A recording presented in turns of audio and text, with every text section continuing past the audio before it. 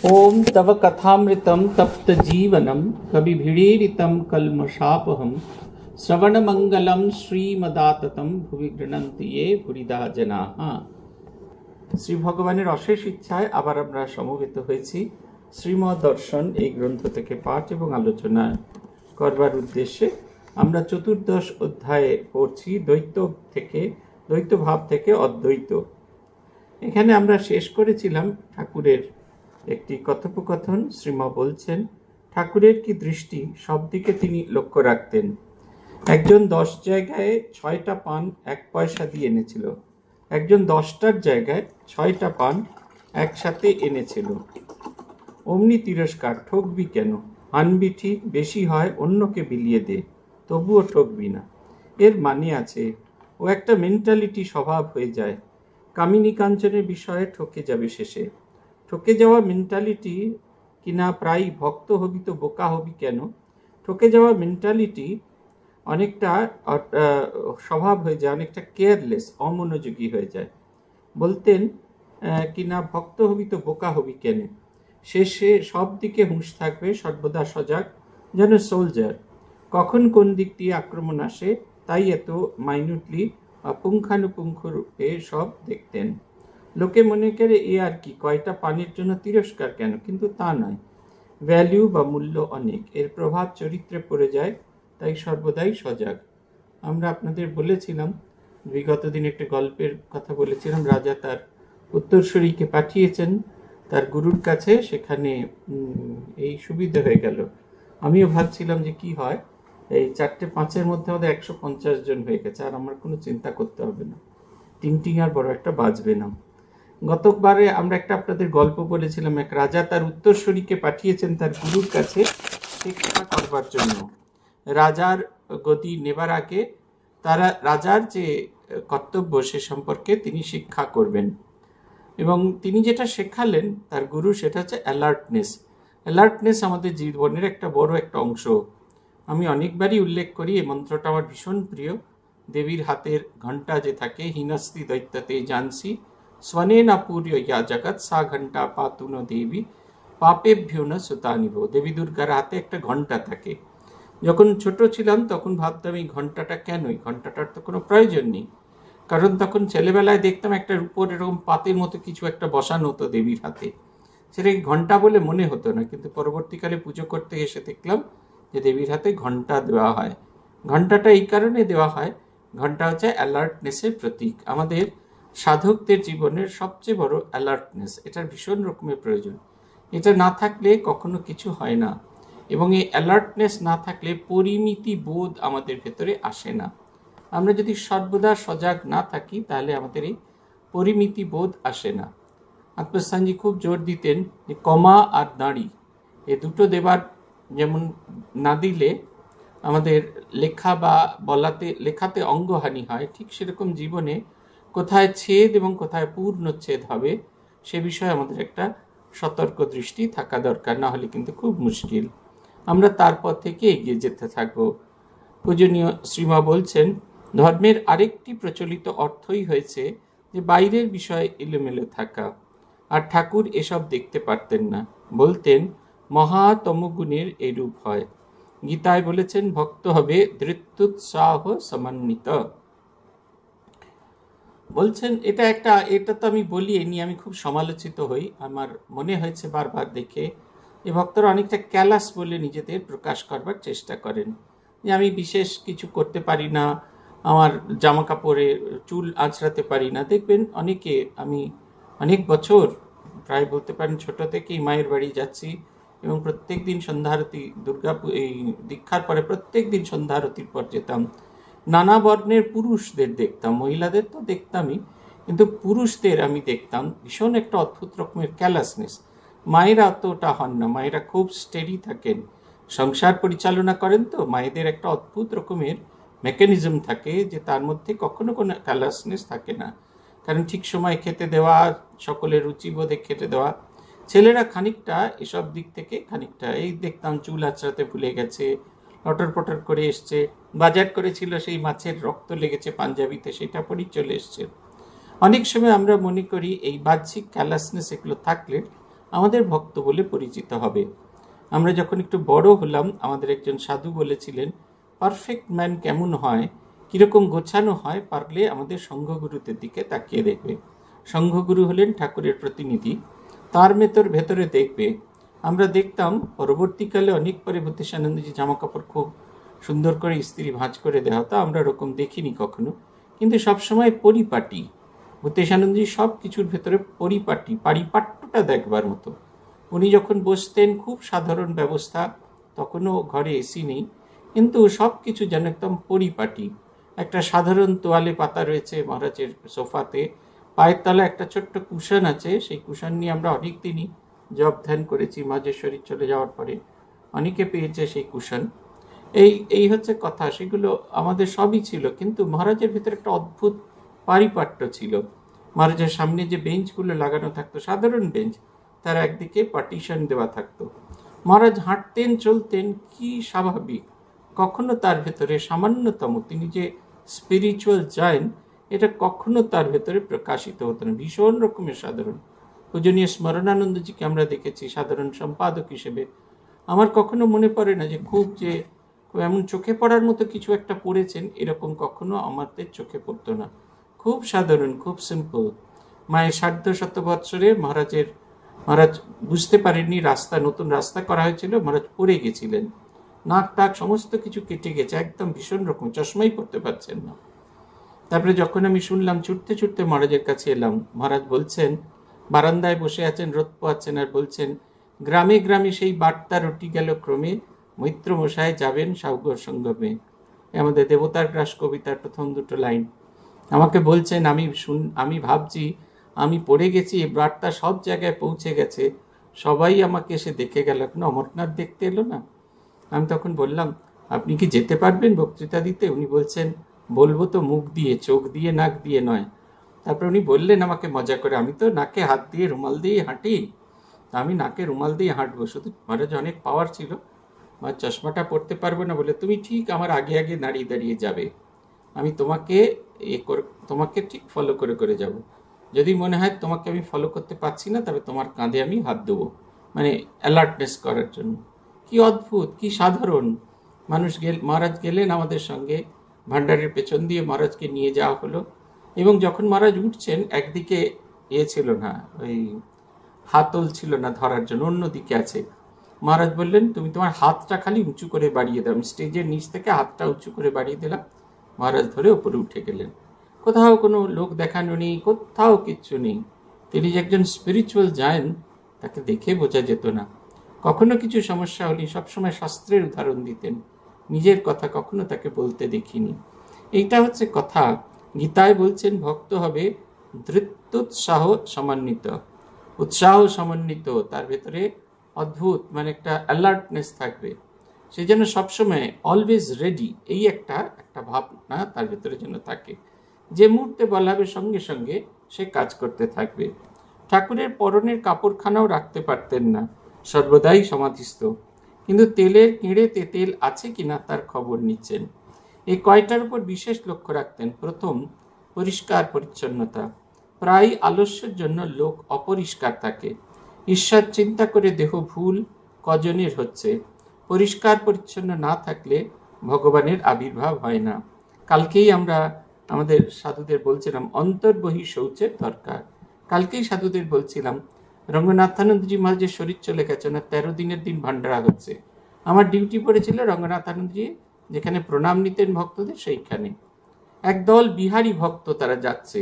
তারা রামকৃষ্ণ মিশন সম্পর্কেও জানে না, রঙ্গনাথানন্দজিকেও চেনেন না, কে প্রেসিডেন্ট, কিসের ভান্ডারা হচ্ছে, কিচ্ছু জানে না। যেমন দলে দলে ভক্তরা আসে, ভিজিটাররা আসেন, ঠিক তারা ওরকম এলেন এবং তারা বেরিয়ে যাবেন, এরকম অবস্থা। কিন্তু সেই মহিলারা বলছেন, ভ্যাল দেখে না কিতনা সাফ সুতরা, বা সব জায়গাটা কি সুন্দর পরিষ্কার পরিচ্ছন্ন। এই যে দেখুন, এই পরিচ্ছন্নতা মানে ধর্মজীবনে cleanliness is next to godliness. এই যে আমরা যে ভগবানের দিকে এগোচ্ছি, সেটা থাকবে বাহুল্যবিহীন, কিন্তু সেটা নিট অ্যান্ড ক্লিন, পরিষ্কার পরিচ্ছন্ন থাকবে। বলছেন, ঈশ্বর চিন্তা করে দেহ ভুল কজনের হচ্ছে। আমাদের তো সেরকম হয় না যে আমরা ভগবানকে চিন্তা করে জগতের সব কিছু ভুলে যাচ্ছি তা তো হচ্ছে না, আমাদের সব কিছু মনে থাকছে, প্রত্যেকটা জিনিস থাকছে, তাহলে এটাতেই এইটাই বা কেন থাকবে না। তারপরে বলছেন ওয়েস্ট না হয়, এই ওয়েস্ট না হয়, অপব্যয় না হয়। অনেকে জিনিস নষ্ট করে তা দেখতে পারতেন না। একবার এক টুকরো লেবুর জায়গায় 6 টুকরো কেটেছিল বলে তিরস্কার করেছিলেন কাশীপুরে। বলেছিলেন ভক্তেরা কত কষ্ট করে অর্থ উপার্জন করে, সেই অর্থে সেবা হচ্ছে তার অপব্যবহার। বলতেন লক্ষ্মী ছাড়া থেকে কৃপণ হওয়া ভালো, দুটোই খারাপ, তবুও তো যা তা নষ্ট না করে কৃপণ হওয়া ভালো। আহারের সময় অনেকে ভাত টাত কত নষ্ট করে, এসব পছন্দ করতেন না। কুকুরের জন্য দুটো রাখতে হয়, তাছাড়া যেমন আবশ্যক তেমন নাও, নষ্ট না হয়। এটা আমাদের সংঘেতে খুব জোর দেওয়া হয়। পূজনীয় গীতানন্দজি মহারাজ তখন অ্যাসিস্ট্যান্ট সেক্রেটারিও নন, ভাইস প্রেসিডেন্টও নন। তিনি সব কিছু ছেড়ে দিয়ে মাঠে আছেন, সাধন ভজন করছেন। উনি সিনিয়র ট্রাস্টি একজন।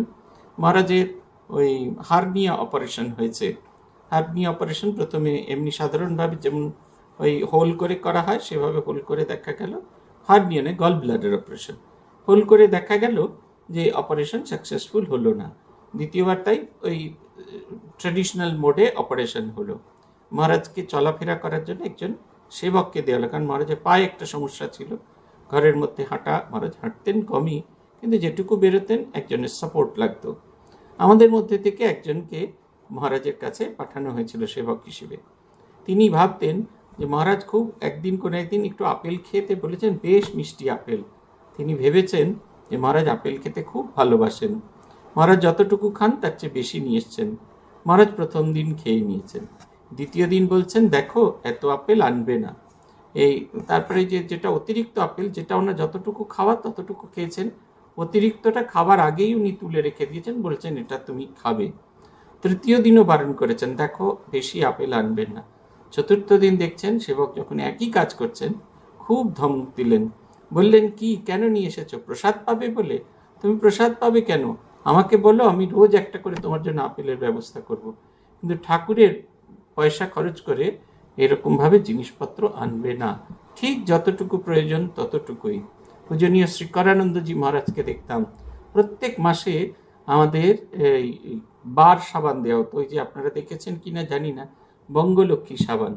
এখন যেমন গুঁড়ো সাবান আপনারা ব্যবহার করেন, আমরাও এখন বেলুড় মঠে সবাই গুঁড়ো সাবানই ব্যবহার করে।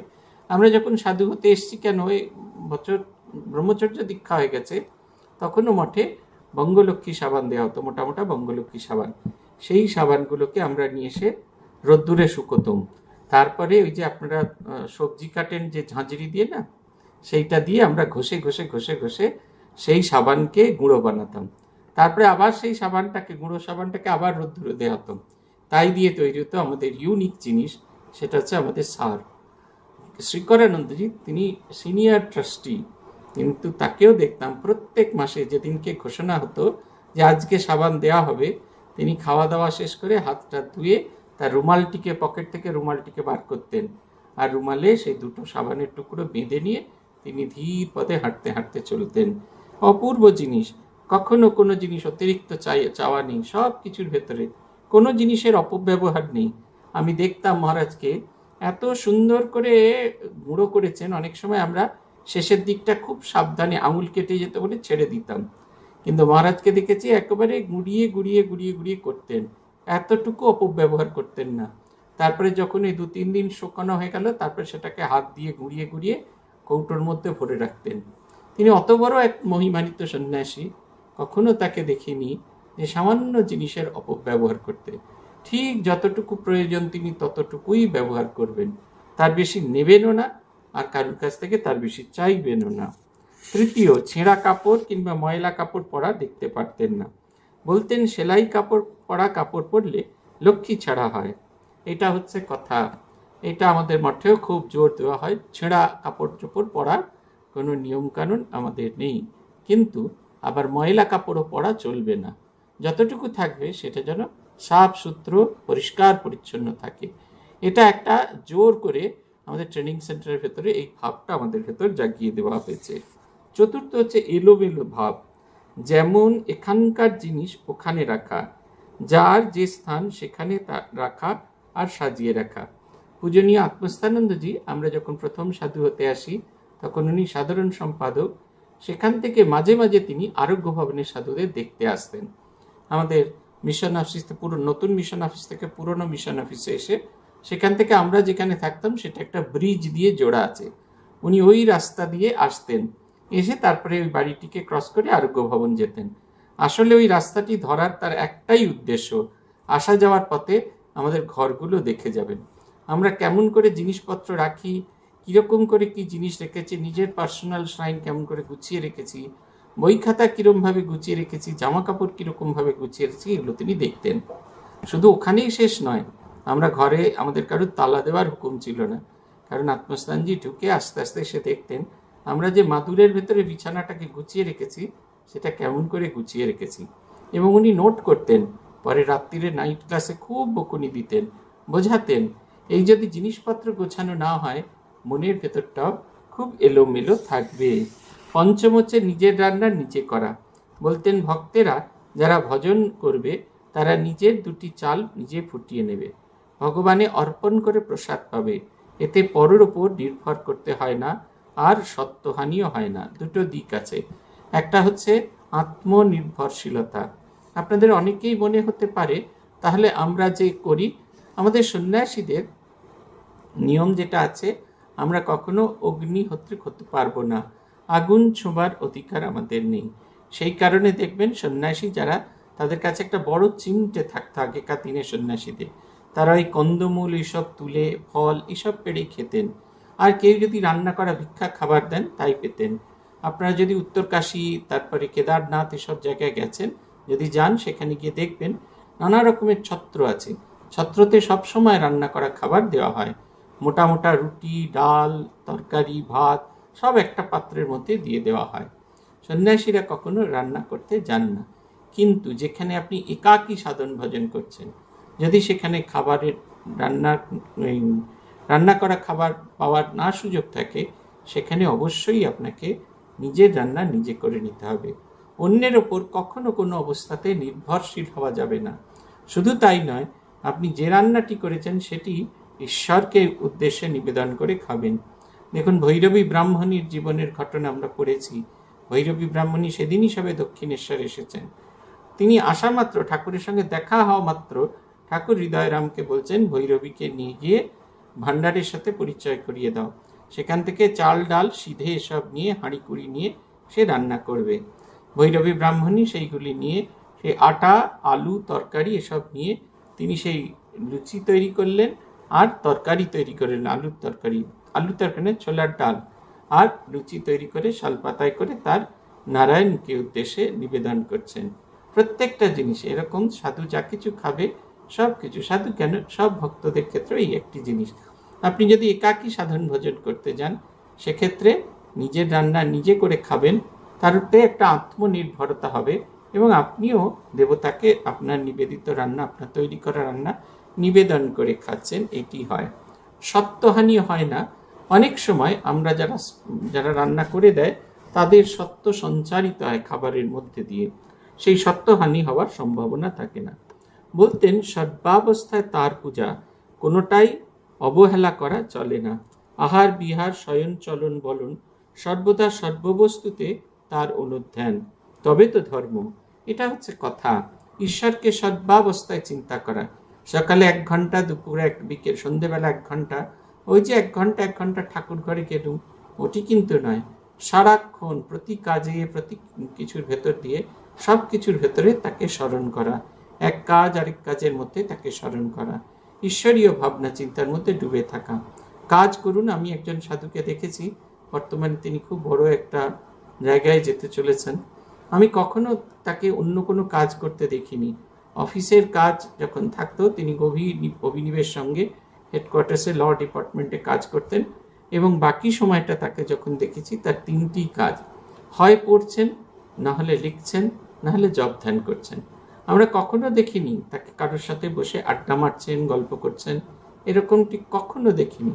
সব সময় তিনি ঈশ্বর চিন্তায় মগ্ন হয়ে আছেন।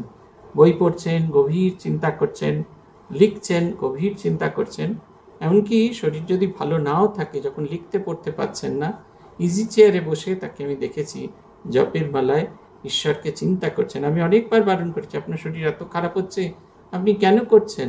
কিন্তু সর্বা অবস্থায় তাকে আমরা ঈশ্বর চিন্তা করতে দেখেছি। এগুলো জানেন তো আমাদের জীবনে একটা খুব বড় ধরনের উদাহরণ। আমরা যারা বলি আমরা সময় পাই না ঈশ্বরকে ডাকার, আমরা সময় পাই না ঈশ্বরকে খুঁজে নেওয়ার, তাদের কিন্তু এটা খুব বড় ধরনের উদাহরণ। আপনি যখন সত্যি সত্যি সময় পান না, সাধারণ জীবন যাপন করেন, তখন আপনাকে কেউ কোনো রকম বাধা দিচ্ছে না। কিন্তু আপনি যখন জগৎকে জানাচ্ছেন আমি ভগবানকে চাইব বলে একটা অন্য পথে যাত্রা করেছি, তখন কিন্তু অন্যরকম জীবনযাপন শোভনীয় নয়। বলছেন ধর্ম ধর্ম করে লোক, ধর্ম কি অত সোজা? বাসস্থান বাড়িঘর সব পরিষ্কার পরিচ্ছন্ন সাজানো গুছানো রাখতে হয়, সর্বত্র তার পূজা। বিলাসিতা নয়, বিলাসিতা আর পরিষ্কার পরিচ্ছন্নতা, গোছান গুছানো থাকা ভিন্ন। সর্ববিষয়ে সুদক্ষ হওয়া চাই, তারপরে সর্বস্ব অর্পণ ঈশ্বরার্থে। ইডিয়ট এর বা ডাহা মূর্খের ধর্ম হয় না, তেমনি কেয়ারলেস বা অমনোযোগীরও হয় না। তিনি যদি দেহবুদ্ধি নিয়ে যান আলাদা, নচেত ওই রকম চলতে হয়। বলছেন যে সবাই ধর্ম ধর্ম করে, আমরা সবাই ধর্ম ধারণ করছি। ধর্ম তা নয়, ধারে ইতিস ধর্ম, যা আমাদের ধারণ করে রাখে। যে গুণের দ্বারা আমরা পশু থেকে মানুষ এবং মানুষ থেকে দেবতা হই, তাকে ধর্ম বলা হয়। ধর্মভাবটা কীরকম? লুক্কায়িত থাকে, আপনাকে সোজা করে দাঁড় করিয়ে রাখে, অথচ দেখা দেয় না। আপনারা অনেকেই ফটো স্ট্যান্ড দেখেছেন, টেবিলের উপর ফটো ফ্রেম রাখা হয়, দেখবেন ফটো ফ্রেমগুলো সোজা হয়ে আছে।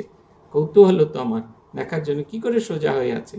তখন দেখতাম পেছনে একটা স্ট্যান্ড আছে, সেই স্ট্যান্ডটা সাপোর্ট দিয়ে সেটা সোজা হয়ে আছে। স্ট্যান্ডটাকে দেখা যায় না, কিন্তু স্ট্যান্ডটা ফটো ফ্রেমটাকে সোজা করে রেখেছে।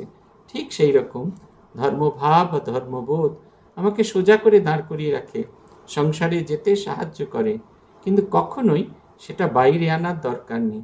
আমরা যতক্ষণ না পর্যন্ত আমাদের ধর্মীয় ভাব ধর্মীয় চিন্তাকে জগতের সকলের সামনে দাঁড় করিয়ে দেখাতে না পারছি, ততক্ষণ কিন্তু আমাদের স্বস্তি হয় না। এরম জিনিস হলে কিন্তু আমরা মূল দেবতা থেকে শতহস্ত দূরে চলে যাব। নম্বর 1 হচ্ছে পরিষ্কার পরিচ্ছন্নতার কথা বলছেন। সাজানো গোছানো পরিষ্কার পরিচ্ছন্ন, তার মধ্যে বিলাসিতা নয়, যেটুকু আছে সেটুকু আমাদের গুছিয়ে করার দরকার। আত্মানন্দজির কথা আমরা পড়েছি স্বামীজির পদপ্রান্তেতে। তার সামান্য কিছু জিনিস ছিল, একটা কম্বল ছিল, একটা মাথার বালিশ ছিল, একটা মশারি ছিল, আর সামান্য 2-4টে কাপড় জামা। সেটিকে ভালো করে করে একটা লাঠির মধ্যে করে তিনি কাঁধে নিয়ে দেখতেন মাঝে মাঝে তিনি চলতে পারছেন কিনা, যেতে পারছেন কিনা, তিনি তার নিজের বোঝ বহন করতে পারছেন কিনা। পূজনীয় আত্মস্থানন্দজির ছোট ভাই ছিলেন স্বামী গোপেশ আনন্দ। পুরনো দিনে যারা উদ্বোধন পত্রিকা পড়েছেন তারা অনেকেই গোপেশ আনন্দজির রম্য রচনা নিশ্চয়ই পড়েছেন। আগেকার দিনে প্রত্যেক বছর পূজা সংখ্যায় অবশ্যই গোপেশ আনন্দজির রম্য রচনা বেরোত। এতটুকু হাসতেন না, অথচ এত রসিক, তার লেখা পড়লে হাসতে হাসতে পেট ফিরে যাওয়ার কথা। তিনি 1 মাসের জন্য আমাদের বেলঘরিয়া স্টুডেন্টস হোমে থাকতে এলেন। আমরা সবচেয়ে ভালো বিছানা বালিশ মশারি সব গুছিয়ে গাছিয়ে রেখেছি। উনি এলেন, সঙ্গে একটা সেই কালো রঙের টিনের বাক্স আর একটা ছোট্ট ওই প্যাক করা বিছানা। তিনি এসে বললেন, ভাই তোমরা যা দিয়েছো সেগুলো সব তুলে ফেলো। আমরা তক্তপোষের উপর থেকে সব তুলে ফেললাম, তোষক বালিশ বিছানার চাদর মশারি সব তুলে ফেললাম। তিনি তার ওই হোল্ডারটা খুললেন, খুলে বিছানার উপর পেতে দিলেন। প্রথমে আছে একটা শতরঞ্চি, তার ভেতরে একটা কম্বল, তার ভেতরে একটা বিছানার চাদর, তার ভেতরে একটা ছোট বালিশ আর একটা মশারি। গোটা জিনিসটা একটা দড়ি দিয়ে খুব সুন্দর করে বাঁধা। আর একটা ছোট্ট এই যে কালো রঙের বাক্স আছে, বাক্সটা খুললে খুব অল্প জায়গা নেই, সামান্য বাক্স, তার মধ্যে সমস্ত কিছু গোছানো রয়েছে। অতিরিক্ত জিনিস যেটা সেটা একটা কাপড় দিয়ে মোড়া, সেটা হচ্ছে তার জপমালা। জপমালার রুদ্রাক্ষর দানাগুলো বড় বড় ছিল। আর তিনি যে পোশাক পরে আছেন সেই পোশাকের আরেকটি সেট আছে, আর অতিরিক্ত কোনো জামা কাপড় নেই।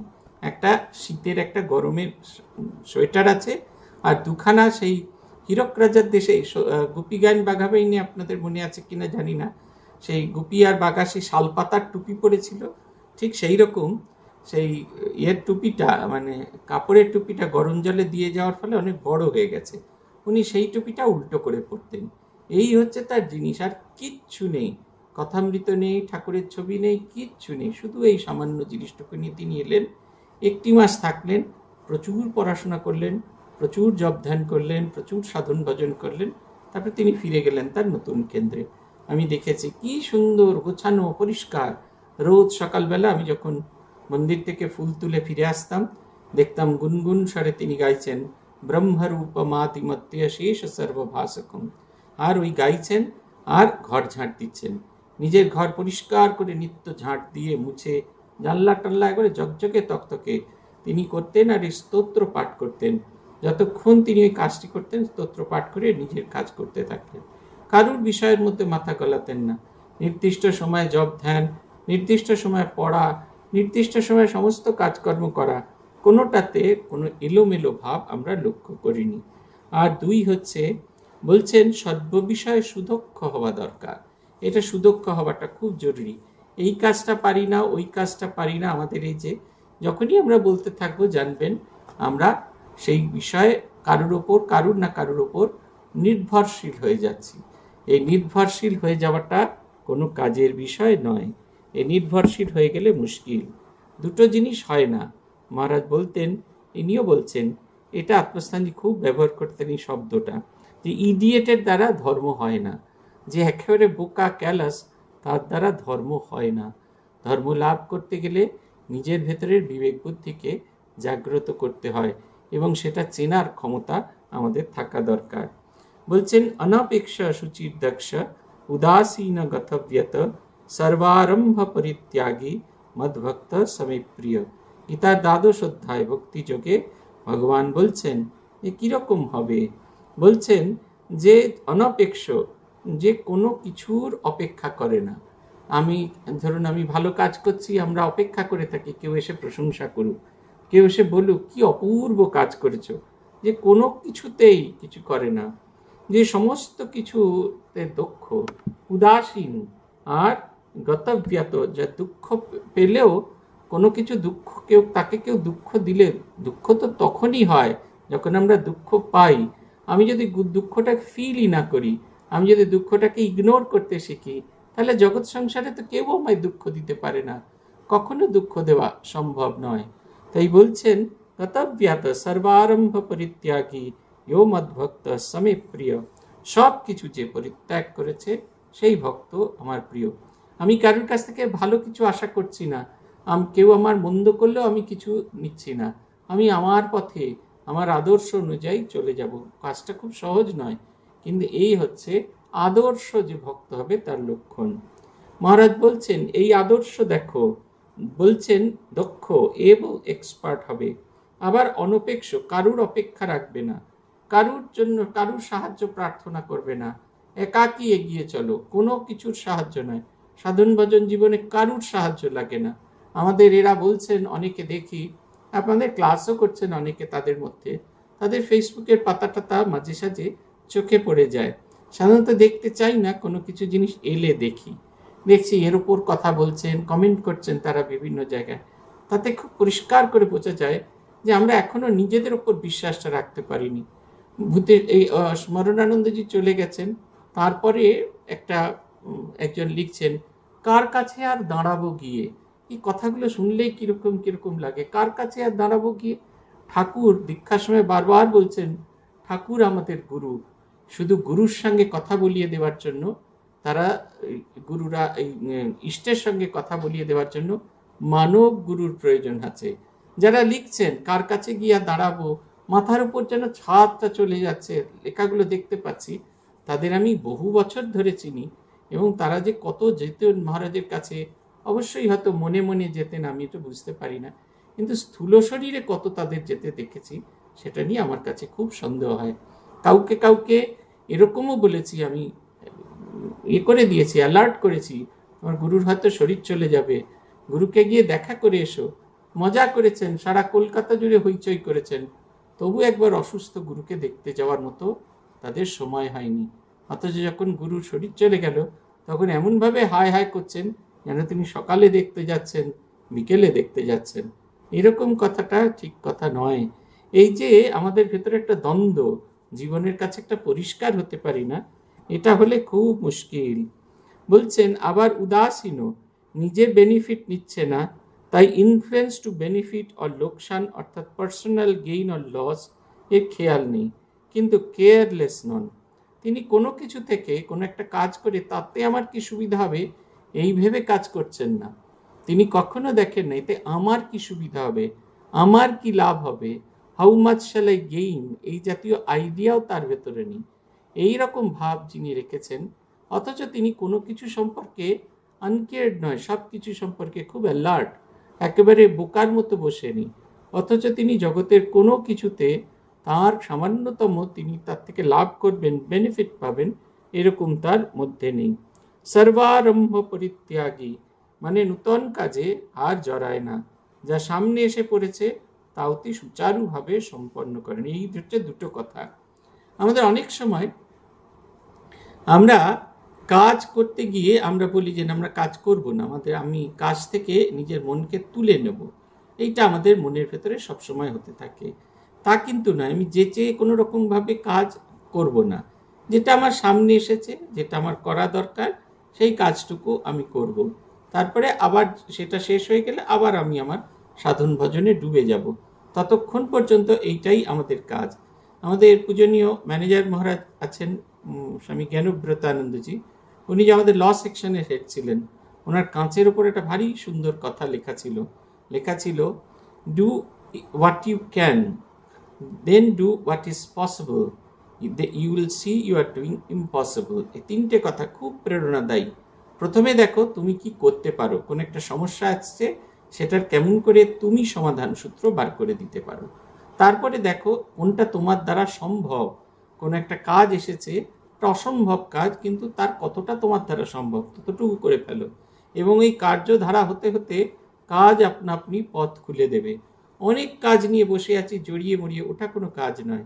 যে কাজটা হাতে নেব সেটা সুচারুভাবে সম্পাদন করব, তারপরে অন্যত্র আমরা যাব। তার থেকে ফাঁকি নয়, তার থেকে পালিয়ে যাওয়া নয়। এখন অনেকে বেদান্তের বড় বড় বক্তৃতা দেখি, ফেসবুকে আসেন, সব জায়গাতেই দেখি তাদের অনেক বক্তৃতা শুনতে পারি।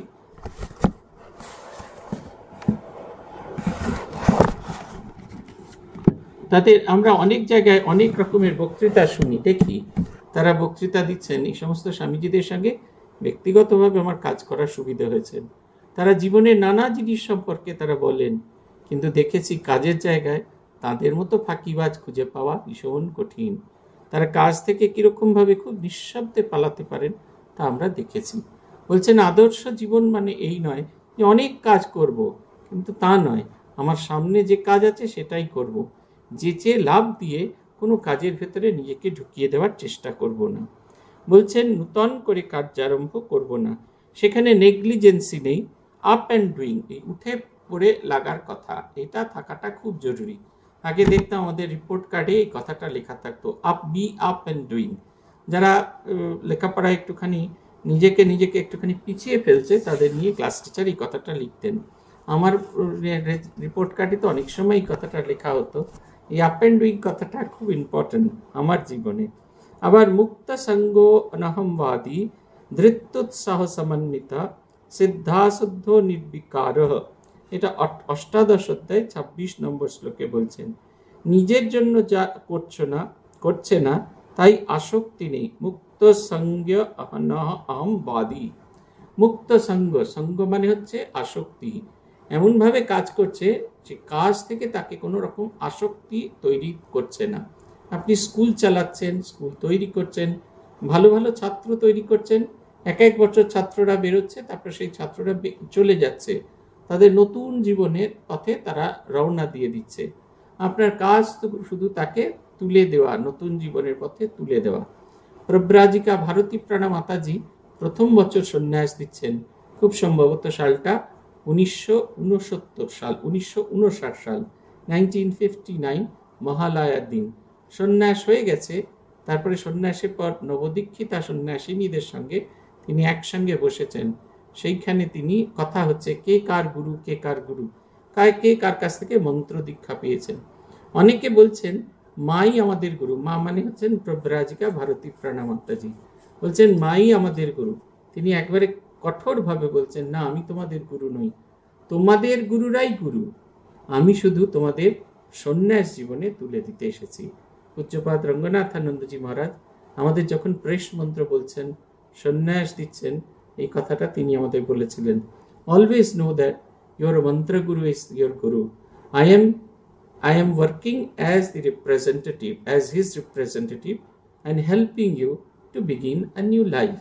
তোমাদের নতুন জীবন যে তোমরা শুরু করবে, তাতে তোমাদের সাহায্য করতে আমি এগিয়ে এসেছি। আমি তোমাদের গুরু নই। যিনি তোমার কাছে মন্ত্র দীক্ষা পেয়েছে তিনি, এবং ওই পাশে কাঁচের ওই পাশে যিনি বসে আছেন ঠাকুর, তিনিই তোমাদের গুরু। এইটি হচ্ছে এই পরিষ্কার এই ধারণাটা আমাদের থাকা দরকার। তাই বলছেন নিজের জন্য করছেন না, তাই তাতে কোনো আসক্তি নেই, অহংকার নেই, সব ঈশ্বরের জন্য।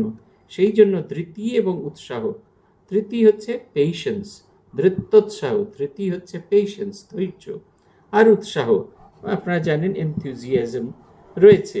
মরার মতো নয়, বীরের মতো তারা সব করছে। যেমন হনুমান রামের কাছে, সাধুভক্ত ঋষিদের কাছে হাত জোর করে থাকেন, কিন্তু লঙ্কায় কি কাণ্ডটাই না করলেন। আমাদের একজন সাধু আছেন এখন জলপাইগুড়ির অধ্যক্ষ, কালকে দেখছিলাম ওনার ছবি দেখছিলাম, জলপাইগুড়ি এসব অঞ্চলে ভীষণ রকমের সাইক্লোন হয়েছে, টর্নেডো হয়েছে, তার রিলিফে সেই বাড়ি ভেঙে গেছে, সেই ভাঙা বাড়ির ওপর দিয়ে তিনি হেঁটে হেঁটে সেই মানুষের কাছে পৌঁছচ্ছেন, সঙ্গে করে পিঠেতে সেই লাগেজ, তাতে ওই রিলিফ মেটেরিয়ালস নিয়ে যাচ্ছেন। ভীষণ শান্ত, তাকে দেখলে বোঝা যায় না তিনি 5টা কথা বলতে পারেন, এটা দেখলে বোঝা যায় না, কিন্তু যখনই কোনো বিপদ হয় দেখেছি শিবশঙ্কর মহারাজ সবার আগে গিয়ে সেই রিলিফ দেওয়ার জন্য এগিয়ে গেছেন। ধর্মের এখন একটু প্রচলিত অর্থ হয়ে দাঁড়িয়েছে ইনকম্পিটেন্স, কেয়ারলেসনেস, ইনার্টনেস অ্যান্ড আনক্লিনলিনেস। এই 4টে জিনিস খুব দরকার হয়ে দাঁড়িয়েছে। এক হচ্ছে অযোগ্যতা, ইনকম্পিটেন্স। আমরা আমাদের এই যে জীবনটা যাপন করতে চাইছি, আমরা নিজেরাই জানি না যোগ্য কিনা।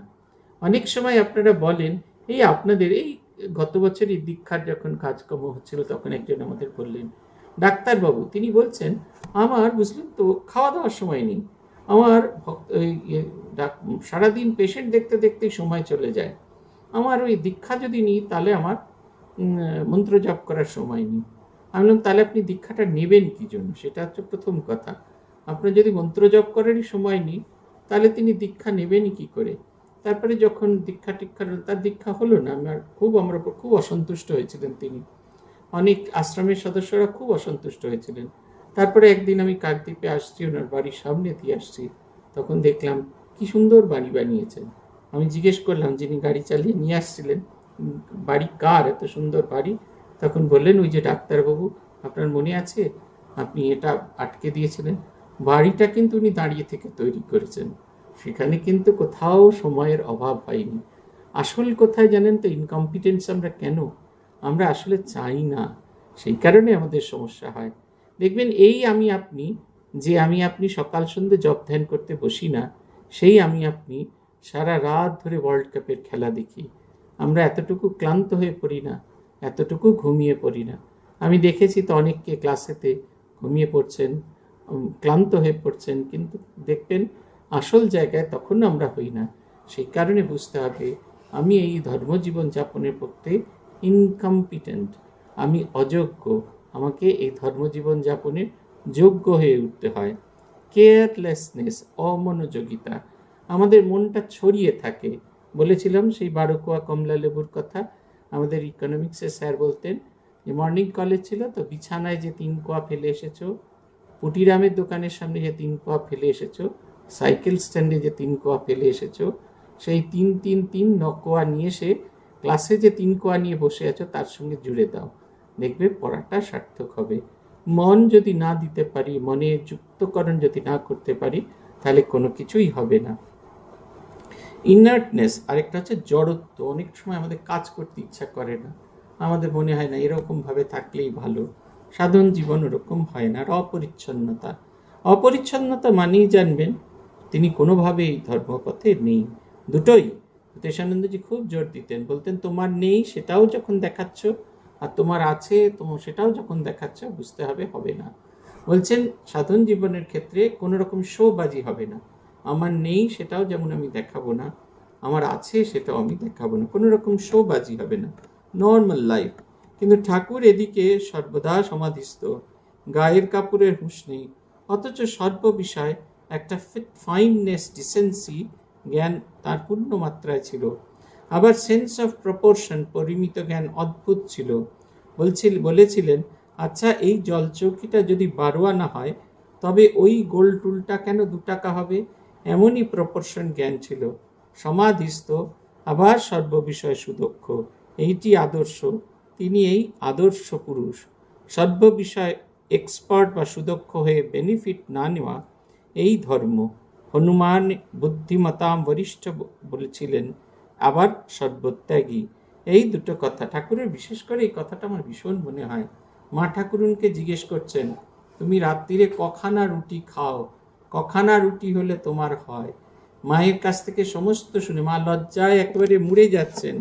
মায়ের কাছ থেকে সমস্ত শুনে তিনি সেই অনুযায়ী টাকা বলরাম বাবুর এতে রাখলেন, বলরাম জমিদারিতে রাখলেন। তাতে যে ইন্টারেস্ট আসবে সেই ইন্টারেস্টে মায়ের খাবার চলবে। যখন এটা প্রথম পড়ি আমি ভাবতুম যে মানুষটাকে টিভিতে দেখেছি, সিনেমায় দেখেছি, সবসময় একটা পাগল পাগল ভাব। আদতে শ্রীরামকৃষ্ণ প্রথম ওরকম নন। এই যে স্পেসিফিক এই ঘটনাটা, এটা আমাকে শ্রীরামকৃষ্ণ সম্পর্কে ধারণাটা বদলে দিয়েছিলেন। আমরা ছোটবেলা থেকে দেখে এসেছি, এমনকি রানী রাসমণি যাত্রা হয়েছে, দেখতে গেছি, সেখানে গুরুদাস বন্দ্যোপাধ্যায়, সে প্রায় আধপাগলই মতো। তখন মনে হতো শ্রীরামকৃষ্ণ এই আধপাগল, একে সবাই ভগবান বলে পুজো করে কেন?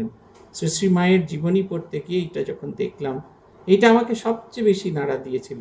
তখন মনে হয়েছিল আর যাই হোক, এই লোকটা পাগল নয়। অনেক পরে করুণাময়ী মা শারদা বলে একটি সিরিয়াল হয়েছিল, তাতে একজন রামকৃষ্ণ চরিত্রে অভিনয় করেছিলেন। উনি আমার কাছে এসেছিলেন নরেন্দ্রপুরে, কিভাবে তিনি প্রস্তুতি নেবেন। আমি তাকে এই কথাটা বলেছিলাম, আমার অনুভূতির কথা।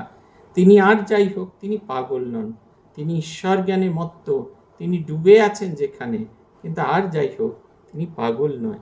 মাস্টারমশাইয়ের ভাষায় তিনি যখন তাড়াতাড়ি কথা বলতেন তার কথা আটকে যেত, একটু তোতলা ছিলেন, কিন্তু আর যাই হোক পাগল নয়।